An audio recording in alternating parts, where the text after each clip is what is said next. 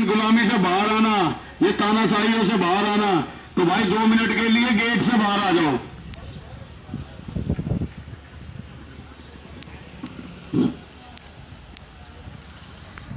भाई माना आपका समय बहुत कीमती है, 816 रुपए का है। वो 23, 24, 26, 27 जो बड़े हैं वो भी अभी थोड़े दिन बाद लगेंगे। अभी 816 का है भाई, इतना कीमती नहीं है। बाहर आ जाओ 2 मिनट के लिए। आ जाओ रे, ये तुम्हारे लिए आया है यहाँ पर यार। भाई जो बसंत विहार से इतनी दूर आ गए, गाजीपुर से आ गए, आने के लिए आपके पास इतना समय था, इतनी दूर से यहां तक आने के लिए समय है, लेकिन बाहर आने के लिए 2 मिनट का समय नहीं है। साथियों, इसी आपकी ये जो इस तरह की मानसिकता बन गई है, इसी का फायदा ये सरकार उठा रही है, ये हमारा महकमा उठा रहा है। 16 तारीख की तैयारी चल रही है। जिस दिन आपने अपना जवाब वापस देना शुरू कर दिया, उस दिन ये सरकारें, अभी ले लूंगा भैया, ये सरकारों ने बैठकर ऐसी रणनीति बनाई या ऐसा षड्यंत्र रचा आपके लिए कि जो बसें लाई गई हैं, वो बसें उनके मालिक प्राइवेट ड्राइवरों को रख रहे हैं, और जो हमारे अनुभवी ड्राइवर हैं वो बेचारे इन खराब बसों के साथ खड़े हैं। ना इनके पे काम हो रहा है, ना इनका इंतजार हो रहा है इनका टाइम पूरा हो और इन्हें खत्म किया जाए। लेकिन भाई मैं आप लोगों को बता दूं, जो कंडक्टर साथी भी है यहाँ पर, जिनको लगता हो कि नई बसों में तो कंडक्टरों को भेजा जाएगा, लेकिन भाई 722 रुपए में काम करने के लिए प्राइवेट कंडक्टर भर्ती करने शुरू कर दिए हैं। कुशकनाला डिपो में 50 कंडक्टर भर्ती करे गए हैं प्राइवेट। वो इसी ट्रायल के लिए है कि प्राइवेट कंपनी जो कंडक्टरों को लेकर आ रही है वो कामयाब होंगे या नहीं। वो कामयाब हो जाएंगे, क्योंकि हमारे साथियों में एकता नहीं है। हमारे साथी सोच बैठे हैं कि ये निशान लग गया, ये जीवन भर रहेगा डीटीसी का। साथियों, अगर इस तरह चुपचाप रहे तो ये निशान बहुत जल्दी पैराग्रीन में बदल जाएगा, समझ रहे हो ना। और हमारे ड्राइवर साथी, कम से कम भाई अब लास्ट टाइम है, अब एक हो जाओ, नहीं तो ये प्राइवेट ड्राइवर भर्ती करेंगे। प्राइवेट ड्राइवर भी कहीं मिल नहीं रहे, आपको इतना प्रताड़ित कर दिया जाएगा कि आप खुद ही जाकर इलेक्ट्रिक डिपो में जाके अपने कागज जमा करा दोगे कि भैया हम तो यही चला लेंगे। और सरकार चाहती भी है कि आपको इतना परेशान कर दिया जाए, आप अपने आप जाकर इलेक्ट्रिक बस चला लोगो। लेकिन साथियों, उन 15-20 साल का क्या, जो तुमने यहाँ पर अपना लाइफ का गोल्डन पीरियड, स्वर्णिम समय जो यहाँ दिया है, उसका क्या पलटकर जवाब नहीं दोगे? क्या पूछोगे नहीं इनसे कि हमारे अनुभव का क्या, जो हम 20-20 साल से डीटीसी की बस चला रहे हैं? तो साथियों, आप सभी को ये बताने के लिए यहाँ पर आए हैं कि अगर आपकी एकजुटता होगी तो ये नियम बदलने में 2 मिनट का समय लगेगा। जब सरकारों को पता लगेगा, इन प्राइवेट लालाओं को पता लगेगा कि ड्राइवर नहीं मिल रहे हैं। ड्राइवर भाई साहब कोई फैक्ट्री में नहीं बनाए जाते, किसी मशीन पे नहीं बनाए जाते, ये सब आप ही हो। आपको ये चलानी है, आपको ही वो चलानी है, तो क्यों ना डीटीसी का मार्का लेकर एक सम्मानजनक नौकरी करते हुए इलेक्ट्रिक बस को चलाएं। और साथियों, अगर आपकी एकजुटता रही तो वो इलेक्ट्रिक बस डीटीसी की हो जाएगी, क्योंकि वो प्राइवेट लाला भी यहाँ पे फायदे के लिए आए हैं। डीटीसी घाटे का सौदा नहीं है। अगर घाटे का सौदा होता तो कोई प्राइवेट कंपनी अपनी बसें नहीं लाती। आपको तो बस ये दर्शाया जा रहा है कि आप सिर्फ 816 रुपए वाले हो, उससे ज्यादा के नहीं हो। लेकिन जिस दिन आप ये डर निकाल दोगे ना, आज की डेट में मैं गारंटी देता हूं, अगर सारे ड्राइवर एक साथ, केवल लाल और हरी गाड़ी वाले अगर 1-7 किलोमीटर के ड्राइवर ये कह दें, या तो हमारे भविष्य के लिए रुख साफ करो, आपके हमारे भविष्य के लिए आपकी क्या सोच है, क्या गाइडलाइन है, क्या देखा है आपने, क्या सोचा है हमारे बारे में, हमें बताओ। और अगर हमारे बारे में रुख साफ नहीं कर सकते तो हम आज ही इस्तीफा दे रहे हैं। अगर मेरे इतने साथी ड्राइवर एक साथ इस्तीफे की बात कर दें तो सरकारें घुटनों पे आ जाएंगी। आपके बलबूते ही वो इलेक्ट्रिक बसों को लाए हैं, आपको ही चलानी है वो। लेकिन उनको क्या बोला गया कि आप अपने प्राइवेट ड्राइवर रखो। हमारे अनुभवी ड्राइवर अभी डीटीसी में ही हैं, और इनके लिए अभी तक कोई ऐसी योजना नहीं बनाई गई है कि इनको उस पर ले जाया जाए। वो योजना कब बनेगी? जब आपकी एकजुटता होगी। और आपकी एकजुटता कब दर्शाई जाएगी? जब 16 अक्टूबर को आईपी हेडक्वार्टर पर धरने में आपकी संख्या दिखाई देगी, तो आपकी बातें करने के लिए हमारे अधिकारी, हमारे मंत्री विचार करने पर मजबूर हो जाएंगे। तो साथियों, आप सभी को ये बताने के लिए आपके डिपो पे आए थे कि भैया 4 तारीख को होने वाला धरना प्रदर्शन स्थगित कर दिया गया था, क्योंकि उस समय दिल्ली के अंदर कानून व्यवस्था ने, दिल्ली पुलिस ने सेक्शन 163 यानी कि जो पहले धारा 144 हुआ करती थी, अब वो BNS 163 हो गई है। उस 163 लगाने के बाद 5 आदमी इकट्ठे नहीं हो सकते थे, इसलिए हमने उसको स्थगित किया और स्थगित करने के बाद 16 तारीख के लिए 5 आपसे मिला गए तय कर दिया। तो 16 तारीख को आईपी हेडक्वार्टर पर डीटीसी कर्मचारी एकता यूनियन ने आह्वान किया है कि सभी कर्मचारी अपनी समस्याओं को लेकर आईपी हेडक्वार्टर पर आए।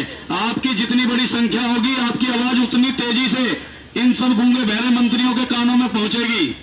तो साथियों, आप सभी इकट्ठे हो। 16 तारीख को आईपी हेडक्वार्टर पर सुबह 10 बजे से धरना शुरू होगा और आपकी आवाज राष्ट्रीय मीडिया द्वारा पहुंचाई जाएगी, हर जगह, हर मंत्री तक पहुंचेगी। लेकिन वो तब संभव हो सकेगा जब आपकी संख्या वहां पर बहुत अच्छी होगी, तभी सभी को पता लगेगा कि इतने लोग पीड़ित हैं। साथियों, इससे ज्यादा क्या तुम्हारे साथ तानाशाही होगी कि 50-50 किलोमीटर दूर से यहां लाके डाल दिया, और जो यहाँ के कर्मचारी हैं उन्हें कालकाजी तहखंड भेज दिया।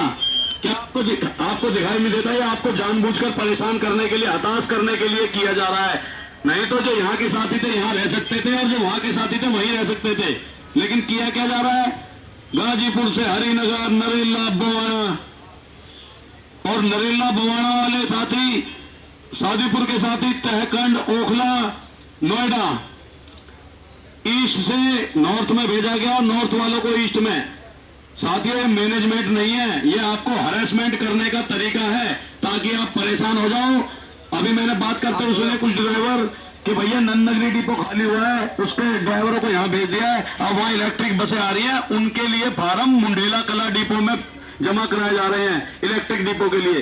तो जब अपने साथी हताश होकर ऐसी बातें करने लगे हैं, समझो सरकार यही चाह रही है कि आप चुपचाप उसमें चले जाओ, सरकार को कुछ देना ना पड़े। साथियों, डीटीसी में अभी तक किसी को भी क्या बताओ,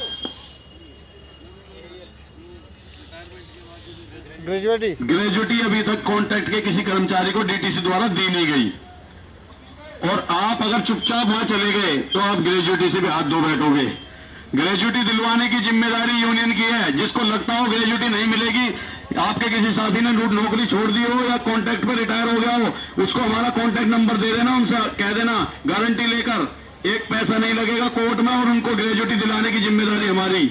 और साथियों, अगर आप चुपचाप इसी तरीके से अपनी स्वेच्छा से नौकरी छोड़ जाओगे तो कुछ नहीं मिलेगा। साथियों, सब कुछ यही मिलेगा, तुम्हें छोड़ने जाने की कहीं जरूरत नहीं है, क्योंकि इलेक्ट्रिक बसों को आपको ही भर्ती करा जाएगा। भर्ती का मतलब आपको डीटीसी में रहते हुए वहां भेजा जाएगा, आप ड्राइवर डीटीसी के ही रहोगे, और आप अपनी मर्जी से गए तो आप पैराग्रीन के और पता नहीं कौन सी फलाना ढिमकाना कितनी कंपनियां हैं उनके ड्राइवर हो जाओगे। अब आपको चाहिए सम्मानजनक रोजगार, अपने बच्चों का भविष्य है, तो भैया यहीं डटे रहो, डट के लड़ना है इनसे। और लड़ने के लिए रण क्षेत्र बना आईपी हेडक्वार्टर पे 16 तारीख को। तो भाई सभी साथियों को आना है और ये सोच के आना है कि मैं अपने और अपने बच्चों के भविष्य के लिए जा रहा हूं। ये मत देखना कि वो जा रहा है, वो जा रहा है, वो नहीं जा रहा, जो जा रहा अपने लिए जाएगा। और साथियों, सबको आना है, सब आओगे तो आपकी आवाज हर जगह तक पहुंचेगी और इस पर बैठकर कानून बनाया जाएगा। और अगर साथियों ये तानाशाही झेलनी है, इन्हीं बेड़ियों में जकड़े रहना है और ये गुलामी करनी है 816 वाली, तो आप स्वतंत्र हो। हमारी तो हर बार ये कोशिश रही है कि कर्मचारी एक हों और उनकी जो योग्यता के अनुसार, उनके अनुभव के अनुसार उनको जो मिलना चाहिए वो मिलना ही चाहिए। उसके लिए हम हमेशा लड़ाई करते आए हैं और साथियों करते रहेंगे। लेकिन अब भाई ये लास्ट चांस है, क्योंकि जब तक आपकी बात सुनी जाएगी, जब तक ये लाल और हरी बस है, 2, 4, 6 महीने जब तक है तब तक, उसके बाद आपको कोई पूछने वाला नहीं है। आप हड़ताल कर लेना, कुछ कर लेना, आपसे कोई फर्क पड़ने वाला नहीं है। तो साथियों, समय रहते जागरूक हो जाओ और 16 तारीख को आईपी हेडक्वार्टर पर आकर अपनी हाजिरी लगा दो।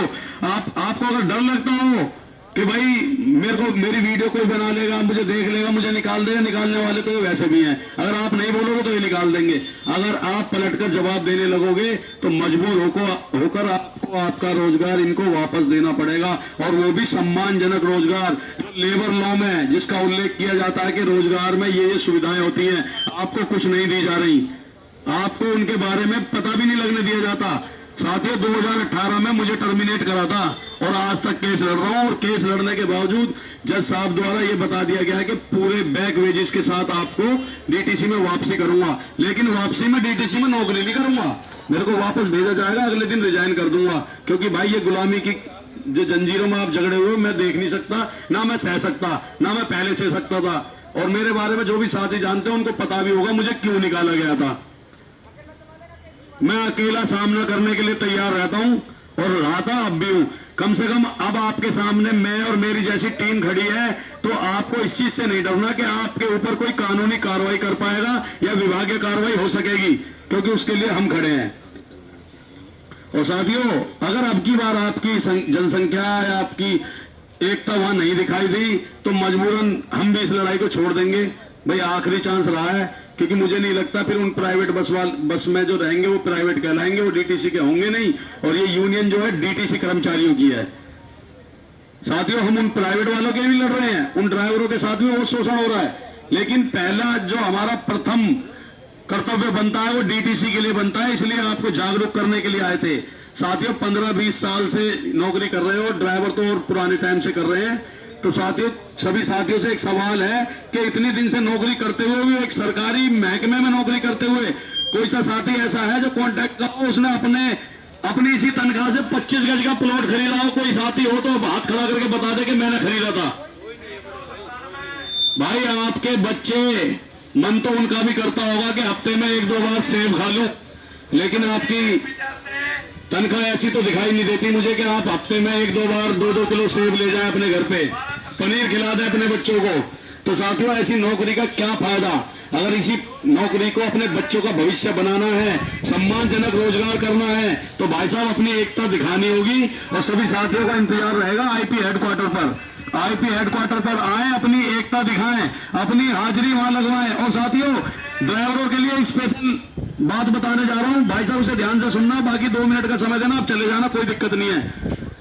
भाई, डीटीसी कर्मचारी एकता यूनियन ने केस किया था पूसा लेबर कोर्ट में, वहां से रेफर होकर राउस एवेन्यू सीबीआई कोर्ट में पहुंच गया है आपका मामला।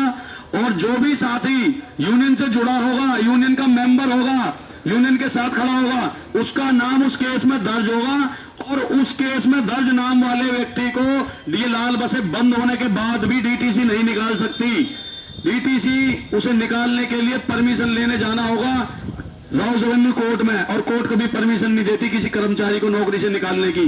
तो जिनको अपने आप को सिक्योर करना है कानूनी माध्यम से, तो 16 तारीख को आकर वहां पर अपना फॉर्म भर दें। वो फॉर्म भरने के बाद कम से कम आपकी नौकरी तब तक सिक्योर हो जाएगी, तब तक वो केस चलेगा। क्योंकि ये बस बंद होने के बाद विभाग हमारा इस पूरी योजना बनाए बैठा है कि आपसे आपका कॉन्ट्रैक्ट निरस्त कर दिया जाएगा, आगे रिन्यूअल किसी का कॉन्ट्रैक्ट नहीं होगा, और प्राइवेट कंपनियों में आप जाओगे, वहां फॉर्म भरोगे, फिर उन्हीं बसों को आप चलाओगे। बस आपके जो छाती पे बना हुआ निशान जो डीटीसी का है वो बदल जाएगा। आप चाहते हो सम्मानजनक बना रहे ये निशान और आपका रोजगार सम्मानजनक रहे, तो भैया 16 तारीख को सुबह 10 बजे से धरना स्टार्ट होगा। 10, 11, 12 बजे तक आप वहां पहुंच जाएं। आपकी एकता वहां दिखाई दी तो मजबूरन विभाग को नई योजना बनानी पड़ेगी और उन्हीं इलेक्ट्रिक बसों में आपको भेजा जाएगा। और साथियों, जो अब तक सरकार कहती आई है कि डीटीसी की बसें आएंगी, अगर आपकी एकता नहीं रही तो एक भी नहीं आने की, और आपकी एकता दिखाई देगी तो मजबूरन उन्हें डीटीसी की बसें लानी पड़ेगी। साथियों, जितने भी परमानेंट ड्राइवर थे उन सबको वापस बुलाकर अंदर नौकरियां दी जा रही हैं ताकि ये कहा जा सके कि डीटीसी का कोई भी कर्मचारी बस पर नहीं जाता। डीटीसी का यानी परमानेंट कर्मचारी। कंडक्टर तो कोई बचा नहीं है, 2-3 कंडक्टर है जिनका रिकॉर्ड खराब था, लेकिन वो अच्छी जगह पे बैठे हैं, बस पे नहीं जाते। परमानेंट जो कंडक्टर थे 2 या 3 ही बचे हैं पूरी डीटीसी में, और जो परमानेंट ड्राइवर है उनकी संख्या 4000 से ऊपर है अभी, तो वो बचे हुए उनको अधिकारी बना दिया गया है। Time keeper, DO, fleet incharge, जो भी अंदर की जो सीटें हैं सब पर अधिकतर उन्हीं को बिठाया गया है। ये इसलिए बिठाया गया है ताकि ये कहा जा सके